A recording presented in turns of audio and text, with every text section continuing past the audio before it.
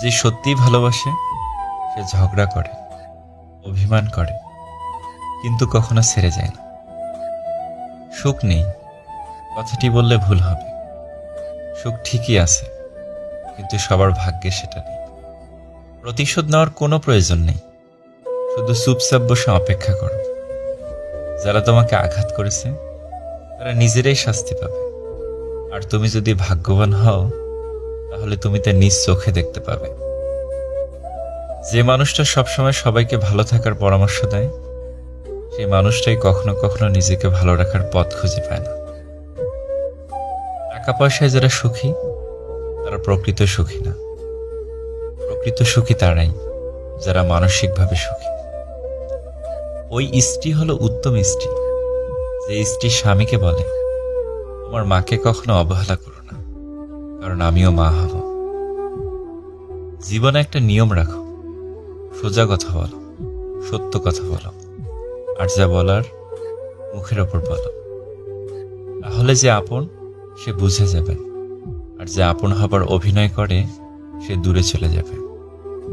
অতীত হয়তো ফিরিয়ে দেবে না কোনো কিছুই, কিন্তু যা শিখে দেবে আর পারবে না কেউ। প্রেমিকা প্রাক্তন হলেও তার সম্মান আর গোপনীয়তা রক্ষা করা আপনার দায়িত্ব। সত্য কখনো দাবি করে না যে আমি সত্য, কিন্তু মিথ্যা সবসময় দাবি করে যে কেবল আমি সত্য। জীবনটা গণিতের মতো হয়ে গেছে, সবাইকে যোগ বিয়োগ গুণ ভাগ করে সবকিছু দেওয়ার পর নিজের জন্য পড়ে আছে শুধু শূন্য। জীবনটা বোধহয় তখনই খুব ভালো ছিল যখন ভূতের ভয় পেতাম। এখন তো দেখছি ভূতের থেকেও মুখোশ পরা মানুষগুলো আরো বেশি ভয়ঙ্কর। বয়স বাড়ছে, দায়িত্ব বাড়ছে, টেনশন বাড়ছে, শুধু ভালো থাকাটাই কমে যাচ্ছে। মানুষ জ্ঞানের পরিচয় দেয় কথায়, যোগ্যতার পরিচয় দেয় কর্মে, আর বংশের পরিচয় দেয় ব্যবহারে। ডিপ্রেশন জিনিসটা অদ্ভুত, হয় তোমাকে শেষ করবে, নয়তো তোমাকে নতুনভাবে তৈরি করবে। বদলে যাওয়াটা হয়তো সবাই দেখে, কিন্তু বদলে যাওয়ার পেছনের কারণটা কেউ দেখে না।